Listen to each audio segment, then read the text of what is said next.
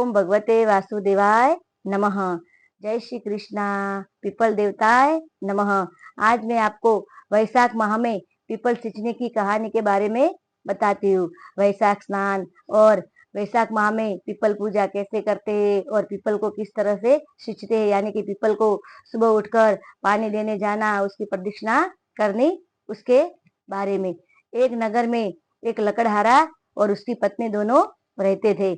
उनका व्यवसाय जंगल में जाकर लकड़ियां काटना था। सुबह उठकर दोनों पति पत्नी हमेशा लकड़ियां काटने जाते थे। वो लाकर फिर नगर में बेचते, यही उनकी आजीविका थी। एक बार वैशाख माह आया। लकड़हारा और उनकी पत्नी दोनों जंगल में लकड़ियां काटने गए। रास्ताहारे की पत्नी ने देखा कि कुछ स्त्रियां पीपल के वृक्ष के नीचे पीपल के वृक्ष के नीचे बैठकर कहानी सुन रही है। कोई पानी कुछ पानी दे रही है और कोई प्रदक्षिणा कर रही है। तो उसने अपने पति से पूछा कि स्वामी, ये औरतें क्या कर रही है, मैं वहां जाकर उनको पूछ के आती हूँ।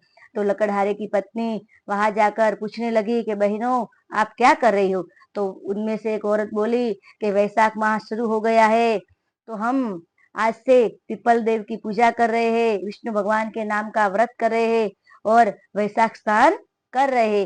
तो लकड़हारे की पत्नी ने कहा, मुझे भी बताओ कि किस प्रकार से वैशाख स्नान किया जाता है और पीपल की पूजा की जाती है।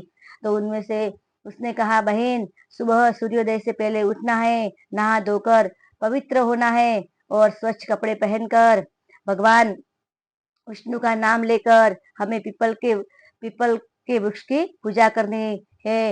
एक मटकी लेनी है, मटकी में जल भरकर पीपल के वृक्ष के नीचे जाना है, उसको चारों ओर प्रदक्षिणा करनी है और उसमें जल चढ़ाना है। चंदन, कुमकुम, रोली, अक्षत, ये सब से भगवान पीपल देव की पूजा करनी है। दीप जलाना है, भगवान पीपल के सामने प्रसाद भी रखनी है। इस तरह से हम पूरे महीने ऐसे हमको करना है। पूरे दिन ओम भगवते वासुदेवाय, ओम भगवते वासुदेवाय नाम का जाप करना है। लकड़हारे की पत्नी ने मन में संकल्प लिया कि मैं भी ये व्रत करूंगी। उस सुबह उठकर स्नान करके उसके जो पहनने का जो कपड़ा था वो भिगा हुआ होता था, वह वो जाकर वहां पर वो पीपल के अंदर वो सिंचती थी। ऐसा करने लगी और जो उसका पति लकड़ी काट कर लाता था उसमें से एक लकड़ी निकाल कर अलग से वो रख देती थी। ऐसा करते करते उसका एक महीना पूरा हो गया। अब एक दिन उसका पति बोला, चलो हम जंगल में लकड़ी काटने चलते, तुम मेरे साथ चलो। तो लकड़हारे की पत्नी बोली, नहीं, मैं आज आपके साथ नहीं आऊंगी, मुझे घर पर बहुत काम है। लकड़हारे की पत्नी वो अपने पति के साथ नहीं गई। तो उसका पति जंगल की ओर चल पड़ा और इस तरफ लकड़हारे की पत्नी वो जो लकड़ियां इकट्ठी की थी उसकी एक गट्ठा बनाकर नगर में बेचने चली गई। वो तो अगर राजा के महल के आगे से निकली तो राजा को बहुत ही सुगंधित चंदन की खुशबू आने लगी। उसने सिपाहियों से पूछा कि हमारे नगर के दरवाजे के आगे कौन चंदन बेच रहा है। तो सिपाहियों ने कहा कि एक लकड़हारे की पत्नी यहाँ पर चंदन बेच रही है। लकड़हारे की पत्नी को तो पता ही नहीं था कि उसके उसके जो लकड़ी थी उसको भगवान ने कब चंदन की लकड़ी बना दी। सिपाहियों ने कहा, चलो सुनो, इधर आओ, तुम्हें राजा जी बुला रहे हैं। वो तो राजा के दरबार में गई। राजा ने कहा कि तुम इन लकड़ियों को कितने दामों में बेचना चाहती हो। तो उसने कहा, राजा जी, आप जो चाहे दे सकते हो, मैंने वैशाख माह का व्रत किया है, मेरे पास कुछ और तो था नहीं उद्यापन करने के लिए, इसलिए मैंने लकड़ियां इकट्ठी की है। आप मुझे 5 ब्राह्मण जिम्माने हैं, आपको जितना चाहे उतना धन दे दो जिनमें वो 5 ब्राह्मण जिम सके। तो राजा ने उसको बहुत सारा धन दिया और वो उसको लेकर घर को चली गई। उसने थोड़ा धन बेचकर घर में सब रसोई का सामान लाया और ब्राह्मणों के लिए ब्रह्म भोजन करवाया। भगवान विष्णु की कृपा से उसके जो झोपड़ी थी वहां पर सुंदर महल बन गया और घर के अंदर सभी प्रकार की साधन सामग्री आ गई। इस तरह दूसरी तरफ लकड़हारा जंगल में से लकड़ी लेके आ रहा था। तो उसने देखा कि मेरा घर कहाँ गया, क्योंकि वहां तो एक बहुत बड़ा महल बन चुका था। उसने आजू बाजू के लोगों से पूछा कि मेरा घर यहाँ था, कहाँ गया। उन्होंने कहा कि यही मेरा तुम्हारा घर है। अंदर जाकर उसने देखा तो बैठे बैठे 5 ब्राह्मण भोजन कर रहे थे। तो उसने अपनी पत्नी को बुलाया। उसकी पत्नी बाहर आई कि हे भाग्यवती, ये सब क्या है? मैं जब जंगल में गया था तब तो यहाँ कुछ भी था नहीं, और ये इतना बड़ा महल, और ये ब्राह्मण ब्रह्म भोजन कर रहे, ये सब कैसे हुआ?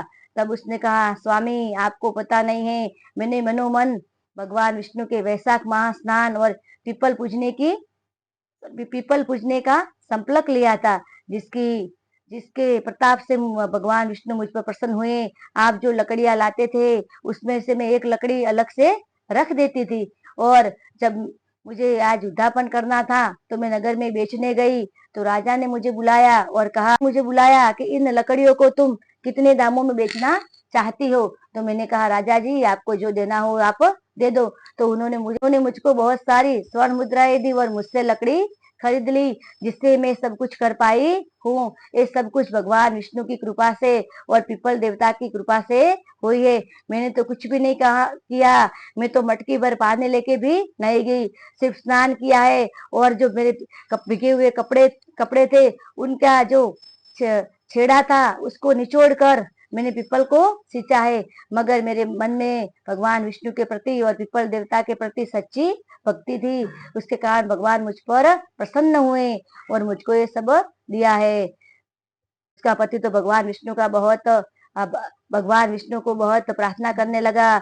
इस इस तरफ राजा ने उसको पूछा कि बहन, तुमने ऐसा कौन सा व्रत किया कि जो तुम्हारी साधारण लकड़ियां थी वो चंदन की बन गई? तो उसने बताया, हे राजा जी, मैंने कुछ नहीं किया, मैंने तो सिर्फ भगवान विष्णु का वैशाख माह का व्रत किया, पीपल को सींचा, जिसके प्रताप से मुझको तो पता ही नहीं था, और भगवान विष्णु ने ये जो साधारण लकड़ियां थी वो चंदन की बना थी। भगवान विष्णु इतने दया निधि और इतने कृपालु है, जो सभी भक्तों पर दया करते हैं। तो हमें भी वैशाख स्नान करना चाहिए, पीपल को सींचना चाहिए। लकड़हारे की पत्नी के पास तो कुछ था नहीं, हमें तो भगवान ने सब कुछ दिया है। तो हमसे जो बन पड़े उन साधन सामग्री लेकर भगवान के मंदिर जाना है, पीपल देवता के वृक्ष नीचे जाना है और वहां जाकर पीपल देव की पूजा करनी है, वैशाख स्नान करना है, जिससे हमारे सभी प्रकार की मनोकामना पूरी होती है और भगवान विष्णु और माता लक्ष्मी की असीम कृपा हम पर बनी रहती है। ओम भगवते वासुदेवाय नमः। ओम पीपल देवताय नमः। जय श्री राधे, जय श्री कृष्ण।